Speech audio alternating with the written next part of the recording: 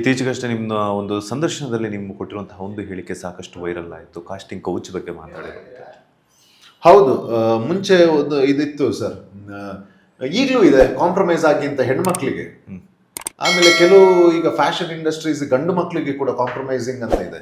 ಇದ್ರ ಬಗ್ಗೆ ನನ್ನ ದೊಡ್ಡ ಪ್ರತಿಭಟನೆ ಇದೆ. ಬಿಕಾಸ್ ನಾನು ಬಿಗಿನಿಂಗ್ ಡೇಸ್ ಅಲ್ಲಿ ಬಂದಾಗ ನನ್ನ ಹತ್ರ ಒಂದು 2-3 ಜನ ಈ ರೀತಿ ಕೇಳಿರೋದಿದೆ. ಸೊ ಅದರ ವಿರುದ್ಧ ಬಹಳ ಪ್ರತಿಭಟನೆ ಇದೆ. ನೀವು ಕಲೆನ ಏನ್ ಮಾಡ್ತಾ ಇದ್ದೀರಿ ಅಂತ.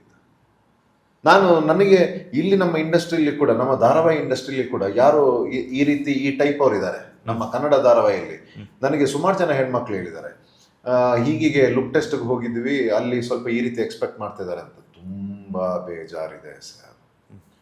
ಇದ್ರ ಬಗ್ಗೆ ದೊಡ್ಡವರು ಸ್ವಲ್ಪ ಇದ್ರ ಬಗ್ಗೆ ಒಂದು ಕ್ರಮ ತಗೊಳ್ಬೇಕು, ಅಥವಾ ಹೆಣ್ಮಕ್ಳೇ ಒಂದು ಏನಾದರೂ ಒಂದು ಒಳ್ಳೆ ವ್ಯವಸ್ಥೆ ಮಾಡಬೇಕು ಇವ್ರಿಗೆ. ಇಲ್ಲಂತಂದ್ರೆ ಭಾಳ ಕಷ್ಟ ಇದೆ. ಪ್ರತಿಭೆಯಾಗಿ ನೋಡಬೇಕು. ಆಮೇಲೆ ಯಾರ್ಯಾರು ಇಷ್ಟಪಟ್ಟು ಬೇರೆ ಸರ್, ಒಬ್ಬರನ್ನ ಇಷ್ಟಪಟ್ಟವರು ಅವರ ಅಫೆಕ್ಷನ್ನ ಶೇರ್ ಮಾಡ್ಕೊಳ್ಳೋದು ಬೇರೆ. ಬಟ್ ಬಿಸ್ನೆಸ್ಗೋಸ್ಕರ ಈ ರೀತಿ ಮಾಡೋದು ಇದೆಯಲ್ಲ, ರಿಯಲ್ ಟ್ಯಾಲೆಂಟ್ಸ್ಗಳು ಸಾಯ್ತಾ ಇದ್ದಾರೆ. ಯಾವುದ್ರ ಮೇಲೆ ತಗೊಳ್ತಾ ಇದ್ದೀರಾ? ಇದ್ರ ಬಗ್ಗೆ ಎಲ್ಲ ತುಂಬ ಇಶ್ಯೂಡ್. ಈಗ ಹಾಗಂತ ಗಂಡಸರು ಮಾತ್ರ ಬ್ಯಾಡ್ ಅಂತಲ್ಲ, ಇನ್ನೂ ಕೆಲವೊಂದು ಈ ಹನಿ ಟ್ರ್ಯಾಪ್ ಅಂತೆಲ್ಲ ಶುರು ಆಗಿದೆ, ಗೊತ್ತಲ್ಲ. ಕೆಲವು ಈಗ ಹುಡುಗರು ಸೇಫ್ ಇಲ್ಲ ಸರ್. ನಿಮಗೆ ದೊಡ್ಡ ಇಂಡಸ್ಟ್ರಿಯಲಿಸ್ಟ್ ಆಗಿರಲಿ, ಅಥವಾ ದೊಡ್ಡ ಪೊಲಿಟಿಕಲ್ ಲೀಡರ್ಸ್ ಆಗಿರಲಿ, ಅಥವಾ ದೊಡ್ಡ celebrities, they are not safe. ಬರ್ತಾರೆ, ಬಡತನದ ಕತೆ ಹೇಳ್ತಾರೆ. ನಾವೇನೋ ಇಲ್ಲಿ ಕಷ್ಟಪಟ್ಟು ಅವರು ಬಡತನದ ಕತೆ ಹಳ್ಳಿ ಹೇಳ್ತಾರೆ. ಇಲ್ಲಿ ಬಂದ್ಬಿಟ್ಟು ನಾವು ಬೆಳಿಬೇಕು, ನಮಗೆ ನಿಮ್ಮ ಹೆಲ್ಪ್ ಬೇಕು, ಹಾಗೆ ಕಷ್ಟ ಇದೆ, ಸ್ವಲ್ಪ ಸಹಾಯ ಮಾಡಿ ಅಂತ. ಲಾಸ್ಟಿಗೆ ನಿಮ್ಮ ಮೇಲೇ ಲೈಂಗಿಕ ಕಿರುಕುಳ ಕೇಸ್ ಹಾಕ್ತಾರೆ, ಕೊಡಿ ಬ್ಲ್ಯಾಕ್ ಮೇಲ್ ಮಾಡ್ತಾರೆ. ಇಲ್ಲಾಂದ್ರೆ ನೀವು ಒಂದು ದೊಡ್ಡ ವ್ಯಕ್ತಿ ಆದರೆ ನಿಮ್ಮ ಇಮೇಜ್ಗೆ ನೀವು ಮಾಡಲೇಬೇಕು. It's very short time. Hard work ಮಾಡದೆ ಒಂದು ಸಂಪಾದನೆ ಮಾಡುವಂಥ ಟೆಕ್ನಿಕ್, ಇದಕ್ಕೆಲ್ಲ ಹೇಳ್ತಿದ್ದಾರೆ. ನನ್ನ ಮೇಲೇನೆ ಬಂದಿಲ್ವಾ ಸರ್ ಕಳಂಕ? ಹೌದು. ಯಾರು ಗೊತ್ತು? ಜನಗಳಿಗೆ ಏನ್ ಗೊತ್ತು? ನನ್ನ ಪರ್ಸನಲ್ ಆಗಿ ಈಗ ಬಿಗ್ ಬಾಸ್ ಬಂದಿದ್ದೀನಿ, ನನ್ನ ನೇಚರ್ ಏನು ಅಂತ ಗೊತ್ತಾಗಿದೆ. ಮುಂಚೆ ಯಾರು ಗೊತ್ತು? ಸೀರಿಯಲ್ ಅಲ್ಲಿ ಸ್ಕ್ರಿಪ್ಟೆಡ್ ನಾವು ಆಕ್ಟ್ ಮಾಡ್ತೀವಿ. ಬಿಗ್ ಬಾಸ್ ಅಲ್ಲಿ ಸ್ಕ್ರಿಪ್ಟ್ ಇಲ್ಲ. ಈಗ ಗೊತ್ತು ನಾವು ಏನ್ ಮಾತಾಡ್ತೀವಿ, ನಮ್ಮ ಒಂದು ವ್ಯಕ್ತಿತ್ವ ಏನಿದೆ ಅಂತ. ಮುಂಚೆ ಯಾರು ಗೊತ್ತಿತ್ತು? ಬಂತು ಕಳಂಕ, ನಮ್ಮ ಹೆಸರು ಡ್ಯಾಮೇಜ್ ಆಯ್ತು. ನಾನು ಅದನ್ನೇ ಹೇಳಿದ್ದು, ನನ್ನ ತಂದೆ ತಾಯಿ ಬೆಳೆಸಿರೋ ರೀತಿ ಬೇರೆ, ಫೇಸ್ ಇಟ್. ಅವತ್ತು ಅವ್ರು ರಿಸೀವ್ ಮಾಡಿದ ರೀತಿ ಬೇರೆ. ನಾವು ಅದನ್ನ ಪ್ರೂವ್ ಮಾಡ್ಕೊಂಡ್ವಿ. ಒಂದೇ ವರ್ಷ, ಆ ಡಿಸೆಂಬರ್ ಇಂದ ಈ ಡಿಸೆಂಬರ್ ವರೆಗೆ ನಾನು ನಂಬಿರೋ ನನ್ನ ಪರಮಾತ್ಮ ಜಯ ಮಹಾಕಾಲ್ ಅವ್ರನ್ನ ನಂಬಿದ್ದೆ, ದುರ್ಗೆನ ನಂಬಿದ್ದೆ. ವಿದಿನ್ 1 year ಕೊಟ್ಟರು ಆಪರ್ಚುನಿಟಿ.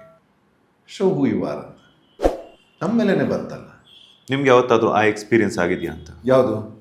ಈ ಕಾಸ್ಟಿಂಗ್? ನನಗಾಗಿಲ್ಲ. ನಾವು ಅಂಥದ್ಕೆಲ್ಲ ಸರ್, ನೀವು ನೋಡಿದಿರಿ ನಮ್ಮ ನೇಚರ್. ಇಂಥದ್ದೆಲ್ಲ ನಮ್ಮ ಹತ್ರ ಬಂದ್ರೆ ಅದಕ್ಕೆ ಉತ್ತರ ಕೊಡೋ ರೀತಿನೇ ಬೇರೆ ಇರುತ್ತೆ ಸರ್. ಏಕ್ ಮಾರ್ದೋತು ಕೂಡ ಅವ್ರು ಇನ್ ಮುಂದೆ ಬೇರೆ ಯಾರ ಹತ್ರನೂ ಕೇಳಬಾರ್ದು. ಆ ರೀತಿ ಮಾಡಿದೀವಿ. ನೀವು ನಂಬಲ್ಲ ಸರ್, ಒಂದು ಕಾಸ್ಟಿಂಗ್ ಏಜೆನ್ಸಿ ಏನ್ ಮಾಡಿತ್ತು ಅಂತಂದ್ರೆ, ನನ್ನ ಮುದ್ದುಲಕ್ಷ್ಮಿ ಧಾರಾವಾಹಿಗೆ ಅವರು ನನ್ನ ಜೊತೆ ಒಂದು ಕಾಫಿ ಡೇ ಅಲ್ಲಿ, ಯಾವಾಗಲೂ ನಾನಲ್ಲಿ ಇದ್ದಾಗ ನನ್ನಲ್ಲಿ ಸಿಕ್ಕಿ ನನ್ನ ಜೊತೆ ಫೋಟೋ ತಗೊಂಡಿದ್ದಾರೆ. ನೆಕ್ಸ್ಟ್ ಏನ್ ಮಾಡ್ತಾರೆ, ನನ್ನ ಸ್ಟೇಟಸ್ ಅಲ್ಲಿ ನಾನು ಹಾಕೊಂಡಿರ್ತೀನಿ, ನನಗೆ ನನ್ನ ನಂಬರ್ ತಗೊಂಡಿರ್ತಾರೆ ಅವ್ರು ಯಾವುದೋ ಚಿಕ್ಕ ಪುಟ್ಟ ಕಾಸ್ಟಿಂಗ್ ಏಜೆನ್ಸಿ ಅಂತ ಹೇಳ್ಕೊಂಡು ಆರ್ಟಿಸ್ಟ್ ಮ್ಯಾನೇಜ್ಮೆಂಟ್ ಮಾಡೋರಂತೆ. ಸೊ ನನ್ನ ಜೊತೆ ಫೋಟೋ ತಗೊಂಡಿರ್ತಾರೆ ಅವರು. ತಗೊಂಡಾಗತ್ತೆ, ನಮಗೆ ಆರ್ಟಿಸ್ಟ್ ಬೇಕಾಗಿರ್ತಾರೆ, ನಾನು ಹಾಕಿರ್ತೀನಿ ನನ್ನ ಸ್ಟೇಟಸ್. ನನಗೆ ಸುಮಾರು ಡೈರೆಕ್ಟರ್ಸ್, ಕಾಸ್ಟಿಂಗ್ ಅವರೆಲ್ಲ ಗೊತ್ತಿರ್ತಲ್ಲ, ಗೊತ್ತಾಗ್ತದೆ. ಇವನು ಏನು ಮಾಡಿದ್ದಾನೆ ಅಂತಂದ್ರೆ, ಆ ಪೋಸ್ಟ್ನ ಕಾಪಿ ಮಾಡಿ ನನ್ನ ಜೊತೆ ಫೋಟೋ ಹಾಕಿ, ಬೇಕಾಗಿದ್ದಾರೆ ಕಾಂಟ್ಯಾಕ್ಟ್ ಅಂತ ಅವ್ನ ನಂಬರ್ ಹಾಕೊಂಡಿದ್ದಾನೆ.